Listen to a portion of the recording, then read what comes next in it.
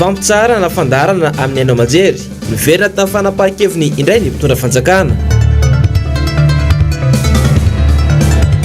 Loto be ny mpanohitra ho an'ny demokrasia eto Madagasikara, tsy taza-potsiny ny loza miatra amin'ny malagasy sy ny firenena. Fivoriana ara-potoana iny amin'ny antely meram-pirenena ho atao amin'ny alalan'ny visioconférence.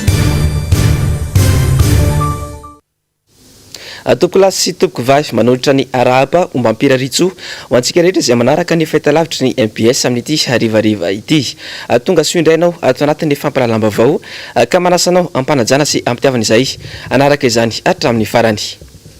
Utaterina aminao avy hatrany ary ho fisataratsika ny fiarahana amin'ity harivariva ity ny fivoaran'ny valan'aretina coronavirus teto Madagasikara tamin'ny omaly izay nivoaka tamin'ny fomba ofisialy tamin'ity androany ity ka toy izao ary ny andindininy mikasika izay. Sivy indray ireo marary namoniainy omaly fa 20 ny volana Aprily 2024. 570 amzato kosa ny tranga vaovao atao anatin'ny fitiliana 437 izay vita tamin'ny omaly. Toy izao kosa ny fitsitsaran'izay tranga vaovao izay. Analamanga 530 amzato, Anosy 2, Iorombe anankiroa, Itasy 4, Vatovavy fitofinany miisa 2. Misy 440 araka izany ireo olona mbola manaraka fitsaboana amin'izao fotoana izao. Raha toa ka 700 amin'ireo no mitondra ny forme grave. Tafiakatra 440 sy 100 kosa nisan'ireo efa namony ainy nandritra n'izay nisiny ity valan'aretina ity teto Madagasikara. Indrindra tao amin'ny distrika anaparafara vola tamin'ny taom-pamokarana 24 raika amin'ny 24 ity. Antony mahatonga izany ho nisy olom-bavambahoaka any toerana ny fahasimban'ny fotodrafitrasa maro entina mamokatra. Namana mpanao gazety Niry Andrenarivony MBS Ambatondrazaka no mitatitra ny vaovao. Ambany tany vokabary ho an'ny faritra loatra indrindra ny distrika Parafaravola tamin'ny ity taom-pambolena 24 ity. Ny fahamaroany ny fahasimban'ny fotodrafitrasa ara-pamokarana no anisany antony nahatonga izay raha ny nambarany sombavambahoaka Rabekjanona Slovoe. Anisany tsy nahavitan'ny vokabary, tsy nahavitan'ny asa rehetrarehetra taty amin'ny distrikana Parafaravola dia misy ny fotodrafitrasa simba mba tsy teny fotsiny ny amin'ny barazina nono. Izao ho avy ny fandidinan'ny vary, fijijana vary, ny rano mbola mandeha. Ka dia eo no tokony jerenareo akaiky ao ministèren'ny agriculture ndrindranareo amin'ny direction régionale ny agriculture pêche fa tena mbola mandeha foana ny rano ao amin'ny barazina nono. Kasika ny Ariambovory dia raha misy dia misy 5% ihany ny vita ny vokabary amin'ny barazina Ambovory. No mariny ity sombavambahoaka ity ihany koa fa tokony ho ampiana ny tantsa amin'ireo kojakoja ilaina amin'izay sempamokarana izay. Reny olombitsy mahazo indreny fa ny famatsianany zezika sy ny intrant rehetrarehetra indrindra fa ny tananandreo tantsara eo zany ny tokony ataonareo ministèren'ny agriculture. Eo amin'izay lafomba vaovao izay hatrany tena ahitana olana hatrany ny barrage izay mitsinjara rano ao amin'ny tanimbary ao Ambohitrimanjaka hatramin'izay. Mifampiankana amin'ny commune hafa Kazara raha mahazo rano ny tanimbary ka taraiky hatrany moa ny fotoam-panetsana vokatra izany. Ho avozin'ny commune araka izany ny tohadrano ao Ambohitrimanjaka manokana. Vola be nefa ny tetikasa ka miantso ny fiarah-miasa amin'ny mponina ny ben'ny tanàna manoloana izany. Jessica Miray Tahirinena. Miisa 730 sy 4 alina ny mponina eto Ambohitrimanjaka. Ny 5 amin'ireo izany hoe manodidina ny 4 alina eo dia mpamboly vary avokoa. Anisan'ny mampiavaka ity community hatramin'izay moa ny volovary. Ny sedra olana nefa ny tantsa tao anatin'ny taona maro izay. Ity tohadrano eto antsapanana ity izay satria nanana fahasarotana izany izay tamin'ny taom-pambolena 7 sy 24 iny mibarazin'ny taboaka eny mibarazin'ny tsapanana moa izany kambarana amin'ny commune Modrapeta, Fimbona na ary Akadimanga. Dia rehefa tonga izany fotoana nampidirana ny rano izay nanajana ihany ny taom-pambolena na ny calendrier agricole tamin'ny taona lasa iny dia raha mita ohatra hoe 5 andro na 9 andro eo ny rano eny taboaka dia misy fitosahany ny rano any tambana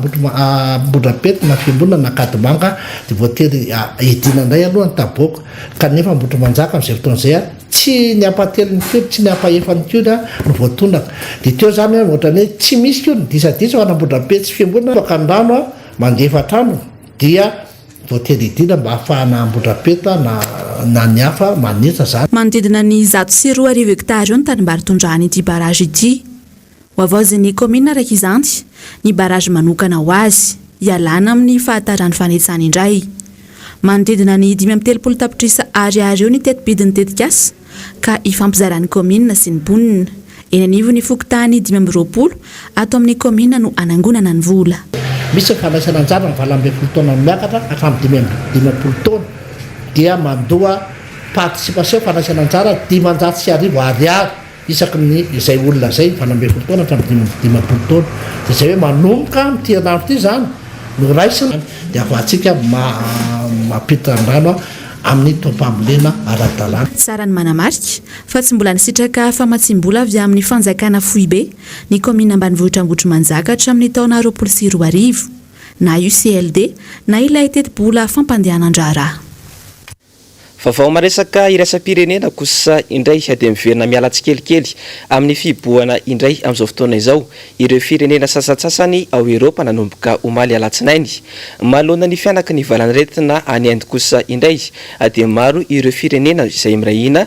ka anome fanampiana ara-pitaovana azy hiadiana amin'izay Covid-19 izay. Ny andindin'izay entiny Njavandremaefa sy Andry Rakotomalala. Malalatsinainy no nanomboka niverina tsikelikely tamin'ny fiainana andavanandro ireo firenena sasatsasany tao Eropa. Ho an'ny ao Italia izao dia niverina nisokatra ny tranom-bakoka sy ireo toeram-pisakafoana ary ny salle de cinéma. Ao anatin'ny fanajana tanteraka ny sakana ara-pahasalamana avokoa anefa izany rehetra izany. Toy izay ihany koa ny ao Royaume-Uni dia efa miverina tsikelikely amin'ny fiainana andavanandro mimponina. Mikasika ny fifandraisany Eropa amin'ny États-Unis kosa dia efa misy ny fifampiresahany eo amin'ny vondrona Eropiana sy ny tompona andraikitra ao États-Unis fa mety ho afaka ao Eropa ireo olona vita vaksiny avy ao Amerika. Ho an'ny ao Frantsa dia efa miverina an-tsekoly ihany koa ireo mpianatra any amin'ny kolejy. Tonga androany maraina tao Inde kosa ny fanampiana ara-pitaovana nomen'ny firenena Britanika izay nahitana ventilateur misy 100 sy concentrateur d'oxygène misy 550. Toy izay ihany koa ireo firenena lehibe hafa izay maniry handefa fanampiana ho an'ny Inde toa ny États-Unis, Frantsay ary Allemagne ka amin'ny herinandro ity avokoa no tonga ny toerana izay fanohanana ara-pitaovana ny Inde izay. Inde moa amin'izao no laharana faharoa ahitana trangana Covid-19 be indrindra ao arian'ny États-Unis, manaraka azy Brésil ary la Frantsa.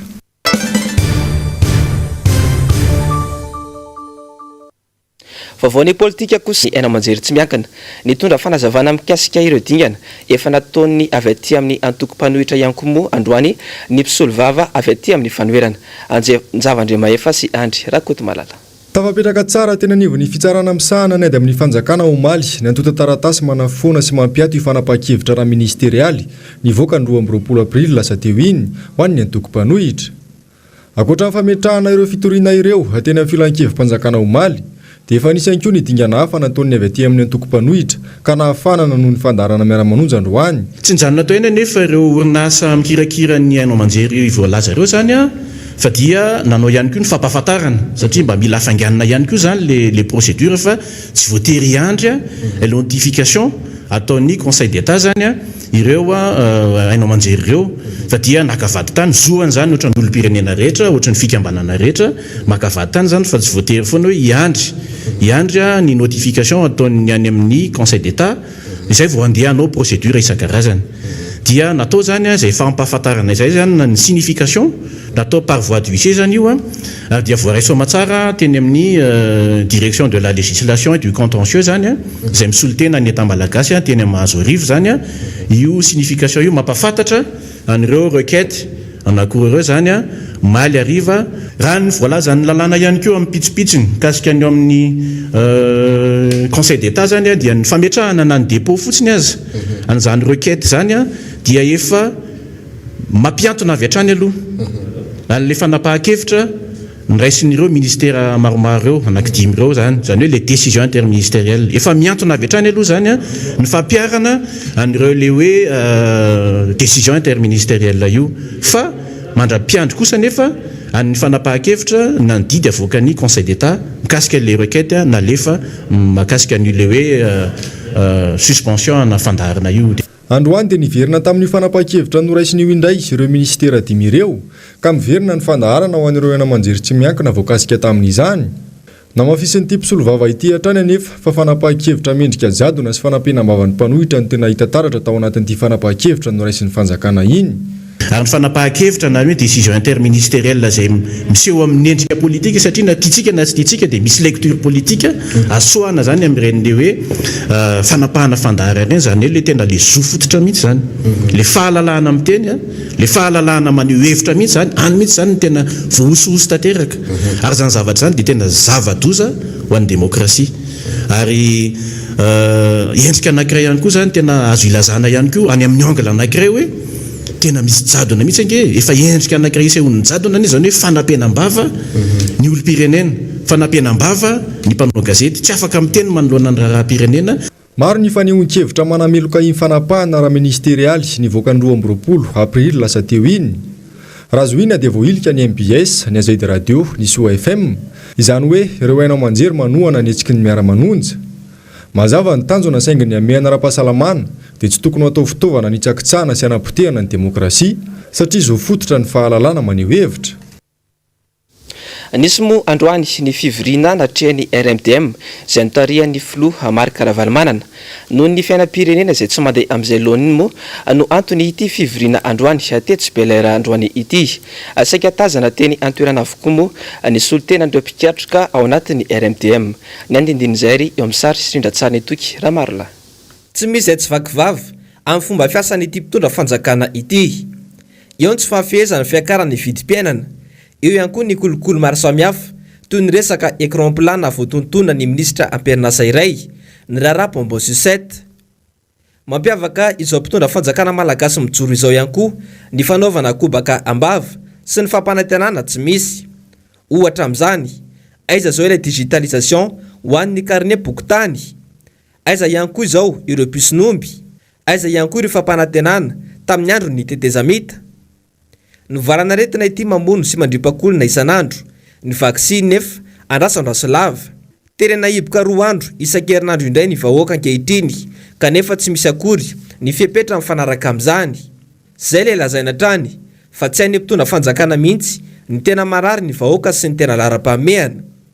tsy afaka ny itazapotsiny izany ny RMDM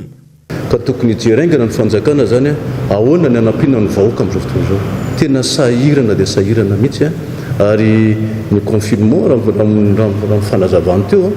dia tsy mety zany hoe confinement androa andro zany manao confinement dia ny ambiny fa confinement zany mba hanafoana le transmission zany dia tokony maharitra 14 jours farafahakeliny amin'izay fotoana izay kosa dia tsy maintsy mena fanampiana le vahoaka mba hahafany manao an'izany confinement zany anankiray anisan'ny resahany teo koa ny resaka vaksiny zay maika dia maika zany io zay le soskevitra zay le vaksiny ange dia tena maika dia maika mihitsy ary tokony ezaka zany fanjakana anafatra aingana daingana ny fomba rehetra izany vaksiny zany hoe le tena social-mbahoaka zany ny tena maika amin'izao fotoana izao satria ny eo ny aretina zany eo ny fidan Marc Ravalomanana mikasika an'izay nampitainy tamin'ny RMDM sy ireo mpikatroka anatin'ny RMDM miaraka amin'ny tiako Madagasikara arak'izany dia social-mbahoaka ny tena ifatohan'ny RMDM tsy anafoana ny Covid-19 eto Madagasikara na oviana na oviana io fihibohana sadasada roa andro io ho hiatrany ny RMDM raha tsy aivina dia velorano Andry Rajoelina fonizy candidat ny lafi ny fahasalamam-bahoaka ka hatreto dia tsy tanteraka izany fa mbola kobaka ambava toy ny mazatra hatrany Vaovao fidèle Razara Pierre nolazaina hatrany mantsy fampanakorotana ny mpanohitra eto amin'ny firenena kanefa dia milaza ny marina sy manatsikafina ny tsy mety ataony mpitondra fanjakana any ka fanapahan-kevitra tsy mifanaraka loatra amin'ny zava-misy eto amin'ny firenena hatrany no raisiny ady amin'ny valan'aretina no tokony atao ho hatrany ny solombavam-bahoaka fidèle Razara Pierre kanefa dia fampitsara na fandarana amin'ny hainao manjery izay manampy ny vahoaka sy ny mpitondra indray no ataony mpitondra fanjakana ary eto ny tena zavatra tsindriko mafy ao anatin'ity zavatra teny amin'ity dia ny fahamaritana fitondram-panjakana ny atao hoe fanakorontanana samy manana ny atao hoe fanakorontanana ary mahagaga anay ao anatin'ilay izy dia ity rehefa atsahatra ve zany le ny fandaharana samihafa atao anatin'ny hainao manjery reny dia ny sinda ve le valana retina ny ena ve ny forma grave ny ena ve ny olona tratran'ny valanaretina ny tompo ve mivoaka hôpitaly satria ay nitsahatra dao le fandarana sitrana daholo tsika da mody amin'izay ve fa nijanona le fandarana fa sitranareo zay ve ny zavanisy tsisy fandraisany mihitsy le izy ny zavatra misy aza ity karazana fandarana samihafa mandeha amin'ny hainao manjery ty no manampy anareo fitondram-panjakana na tsy mivantana ary fahakolaka ahafahanareo mandray fa napakevitra hoe misy zavatra ohatr'izao any misy zavatra ohatr'izao atsy misy zavatra ohatr'izao mitranga satria rehefa miteny ny fandarana ohatranytony dia ao nareo no mandray ny fanakianana tsy voatery ho ratsy foana farakaraka ny fomba raisana azy io rehefa raisinareo ho ratsy io a na zavatra mamesosikevitra ratsika manatsara ny fomba fiasantsika dia tsisy maratsy ny fanakianana mihitsy ary nareo ihany koa dia avy nanakihana vao mitondra nge masahina reo miteny fa nareo tsy ary nanakihana fitondrana raha ohatra ka hoe tsy ary nanakihana mihitsy nareo manginy zahay fa ianareo koa ny tompo ny fanakianana mihitsy fa androany nareo kianina tsy zakanareo le izy fa tsy ireo mpanao politika sy tompon'andraikitra ambony eto amin'ny firenena ihany no nitsipaka ilay fanapahan-kevitra ara-ministerialy navoaka ny mpitondra fanjakana ny 12 Aprily lasa teo iny fa tsy mankasitraka izany ihany koa ireo olon-tsotra sendra ny mpanao gazetinay sy Tanimbajangatany tamin'ity androany ity ao anatin'ny miara-manonja hoy izy ireo no tena ahafantaranay ny zava-misy marina eto amin'ny firenena ka tsy tokony andray fepetra tahaka ireny intsony ny mpitondra fanjakana na manam-panao gazety samy mamonjy MPS Mahajanga. Tsy manaiky ny fandarana miara-manonja izay namokany ministera fanambarana ny vahoaka eto Mahajanga satria dia io no hain'izy ireo ny vaovao marina sady miteny ny zavatra tsy mety ataon'ny fanjakana. Ny vaovao suprimena ny vaovao tokony aboaka amin'ny miara-manonja suprimena indrindra fandrindra miaraka aminazy miara-miasa dikan'izany fandraisanay vahoaka dia hoe tsy aboaka mihitsy tsy ambaratelo ny mpitondra zay zavatra tsy mety ho fatam-bahoaka ka zay zavatra zay dia mampalahelo anay hoe dia ahoana tsara demokrasia fagnetsakitsana zo ny olombelona maha-olombelona tsisy dia mangataka ny andefasana miara-manonja isanandro izahay eto Majunga satria izahay dia vahoaka mitovy ny vahoaka malagasy era Madagasikara. Serina ny vahoaka ho ihan'izy ireo ka ilaina ny maheno vaovao marina mba ahafahana manapa-kevitra amin'ny fivitanana manaraka satria diso lalana tamin'ny fanatanana pokaty izay nataon'ny fanjakana izy ireo. Tio koa zao tonga anankiray koa hoe mena 250 ny population ny vahoaka rehetra nankadalaina tsy salany hoe jereny any amin'ny planety ny raha hoe fantatry ny any ivelany ndreo tena miasa marina fa mandeha confirmant nefa jerena andesy tirage io koa raha hoisy koa ngamba 5% koa ndro ahazo an'io vola 250 000 tomby amin'le tena mafia be mafiady sa le olo manana fotoranka fivelomana zay zavatra mampalahelo na ny fagnahy ihany zahay fijery an'izao zava-pitondrana zao hoe eto aloha dia oka atsika vahoaka mba ho tonga say ary oka nareo fanjakana mba hijery any zavatra ny fanoherany tsy miteny hoe manitoitra fahatany. Resaka sosialy indray dia tsy tafapika aty amin'ny vahoaka malagasy aty aminay aty Majunga ny resaka sosialy vahoaka zay presena fotsiny dia le vakotsindry taloha reny tsy hita zany amin'izao fotoana izao fa samy ohatran'ny valala voatango tsy misy fanampiana mihitsy zay aty ka mangataka amin'ny fanjakana zay mba hijery anay vahoaka eto Majunga. Fa ao anatin'izao ady mivaivay amin'ny Covid-19 izao indrindra no manapa-kevitra ny mpitondra fanjakana malagasy fa anamboatra fasana hafahafa izany fihetsika izany ary toa maika mampivarahontsana ny malagasy. Mpanao politika iray androany no nitondra ny heviny mikasika izany arao ny fanadidina eo amin'ny sary sindrantsary ny toky raha marolahy. Fankaherezana tosika ara-tsosialy fampidinana ny vidim-panafody sy ireo fitaovana entan'itsaboana amin'ny Covid-19 izay no andrandray ny vahoaka malagasy amin'izao fotoana izao. Ny ataon'ny mpitondra fanjakana nefa dia famoronana fasana izay nampitondray ny anarana hoe fasana firaisapo.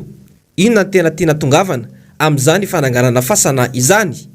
Izany ve no tena mahamaika no ny fampidinana ny fanafody sy ny fanomezana tosika ara-tsosialy? Dia mahamenatra tokoa satria fanambarana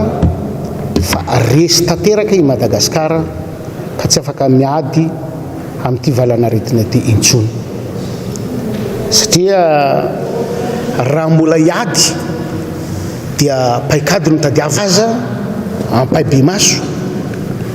horentany horendanitra fa resy ka fasana avy hatrany no natao tsy mbola misy mihitsy teto ambonin'ny tany ka hoe amin'ny tany andehananao iady ka mbola amperina amin'ny anatiny ady ianao dia fasana no manina dia filazana zany fa hoe ho faty anie zany ka raha mbola mieritreritra ny ho velona ry gasy piraitan-drazana amiko tsy azotsika ekena sady tsy kolotsaina gasy ny manao fasana amin'ny anao marary n'olona salama no mety manao an'izany fasana zany satria ny olombelona rehetra dia tsy maintsy ho any fahafatesana ny hafarana fa raha misy olona marary ao anatin'ny tokantrano anankiray na ao anatin'ny fianakaviana anankiray handehanao fasana dia filazana fa fanosaviana izany sy kolotsaitsika amin'ny tany fomba fiady koa tsy misy olona miady ka mieritreritra hoe dorangatsika hiady dia fasana ny atao aloha tsy misy olona anao an'izany fa déclaration de faiblesse faible ny fitondrana misy amin'izao fotoana zao ka ho an'ny fahoaka malagasy zany raha ohatra ka mieritreritra isika fa hanavotra ny tenantsika amin'izao zavatra mitranga zao dia tsy misy afa-tsy ny firaisantsika hina saina fo miatrika ny fanampahan-kevitra ataon'ny mpitondra fanjakana fa tsy mety fa hitera-doza eto amin'ny firenentsika ny fanampahan-kevitra raisin'ny mpitondra fanjakana mazava ny tenin'ny filohan'ny lefitry ny RMDM teo fa azo adika ho fareseny mpitondra fanjakana sahady amin'ny fiatrehana izao arety mandringana izao ity fananganana fasana ity raha tsy aivina dia iny tsy hafa no toerana ametrahana ity fasana ity ary eny ambotra trimo kosa ny iray mbola tsy manaiky ny ametrahana izany eny amin'ireo tanàna ireo moa ireo ponina indrindra fa ny eny tsy hafa eo amin'izay vaovao izay hatrany distrika tafiditra ao anatin'ireo asiany mpitondra fanjakana fasana ho an'ny matin'ny covid-19 ny distrika na Ambohidratrimo tsy mahafantatra akory ny fisiny zany fasana izany anefa ny sonom-bavam-bahoaka voafidy tena toerana raha nitafa tamin'ny mpanao gazetinay androany teny andotam-pianakateny tsy asika miray tahirinena nahagagan'ny maro ny nahita ity fanehoan-kevitry ny governorany faritra Analamanga ny 13 aprily lasa teo ity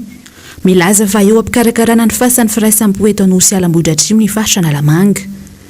na izaho solomavambahoaka aza tsy nahafantatra ny fisian'izany toerana izany ato amin'ny distrika iandraiketako hoy ny solomavambahoaka Mamindra Benirina eny toy ny vahoaka malagasy amin'ny ankapobeny tsy nahafantatra ny hisiny io zavatra io mihitsy raha tsy tamin'ny alalan'ny kabaran'ny filoham-pirenena ianao moa miteny hoe amin'ny mahasolomavambahoaka fa anisan'ny zavatra fomba fiasana izany napetraka foana hatramin'izay tenena tamin'ny fitondram-panjakana fandimbony amin'ny hoe hampandraisana anjara ny olom-boafidy amin'ny toerana iray amin'ny zavatra rehetrarehetra mitranga amin'ny faritra misy azy fa eto dia milaza hoe za manokana aloha tsy fantatro ny solombavam-bahoaka avy amin'ny antokony fitondrana izay miara-miasa amiko amin'ny distrika misy fa za manokana aloha dia tsy nilazana mialoha ny amin'ny fisiny zavatra io fa efa mandeha ny asa ao raha ny fitazanay azy avy lavitra tsy lavitra loatra ny lalam-pirenena fahaefatra iny ilay izy fa tazana tsara amin'ny lalam-pirenena fahaefatra iny na be resaka mihitsy ilay izy satria fantatsika hoe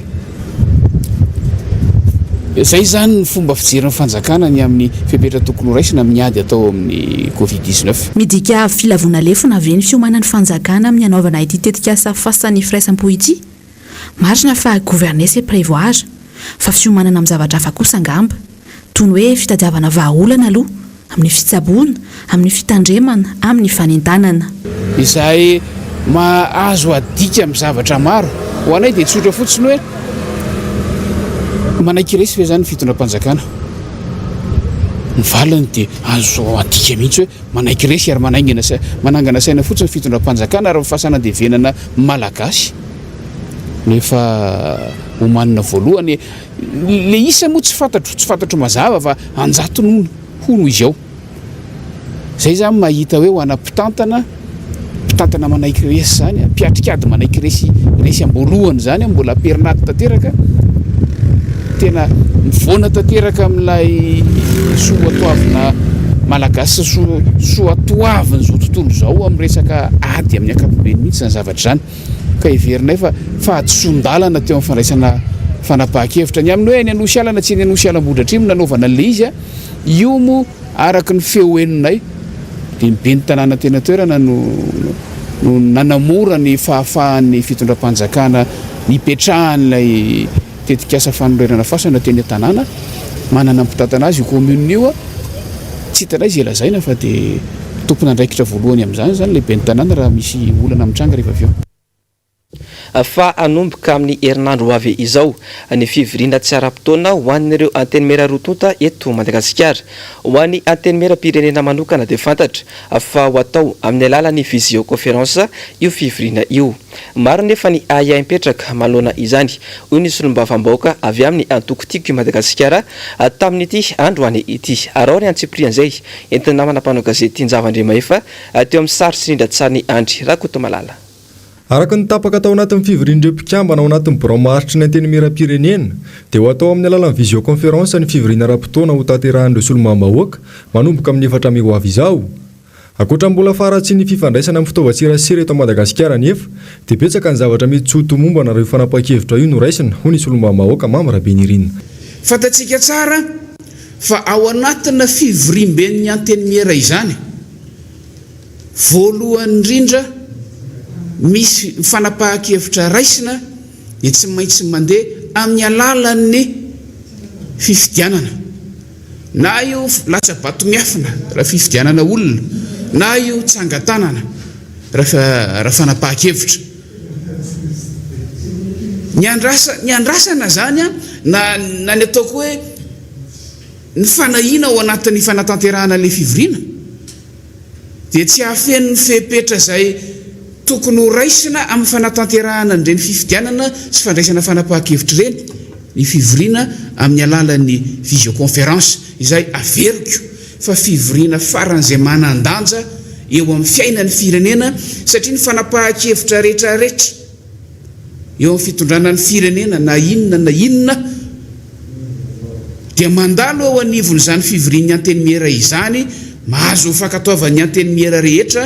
rotota moa ny antsika amin'izao fotoana izao izay vo afaka manatanteraka ny fahefanam-panatanteraka araka ny tokony ho isika avy amin'izany ny andraisana sosikevitra ny volavolan-dalàna avy amin'ny fahefanam-panatanteraka mbola azo raisina amin'ny alalan'ny serasera numerika ihany ny fifampiresahana tsirairay sy tsiroroa mbola ho vita ihany fa ny tena olana eto araka ny lazaiko ny eo amin'ny fanapahan-kevitra ny eo amin'ny endrika mety isehon'ny fivoriana sasany endrika sasany mety isehon'ny fivoriana satria araka ny fantatsika dia tokony isy ny fiaonana amin'ny gouvernementa amin'io fivoriana ara-potoana voalohany io tokony isy ny fanaovan'ny gouvernementa tatitra ary ny fivoriana amin'ireny araka ny voalazako teo azo ny besin'ny maro atrehana eo zany no mipetraka ny fanontaniana hoe ahoana ny fomba ahafahantsika manaja an'ireo fepetra rehetra ireo fa tsy handeha ila ary tena mba anaraka ny lalàna izay mifeny anteny miera sy fanatanterahana ny asan'ny anteny miera ny fanatanterahana an'io fivoriana io. Raha tsy ahivina dia haritra 10 andro io fivoriana ara-potoana voalohany tanterahany anteny mera-pirenena io izay isan'ny antony indray tsy ato momba na io fepetra noraisina io ihany koa. Dia izay koa tompoko lasy sy tompoko vavy netiko manakatona ny fampalalam-baovao tamin'ity androany ity. Isoraka ianao nanaraka izany hatrafarany. Isorany koa ny teknisiana sy ny mpanao gazety niara-ny sala nanatotosa izao fampalalam-baovao izao. Samy io samy tsara ho lavitry ny retinary tompoko lasy sy tompoko vavy. Veloma tompoko.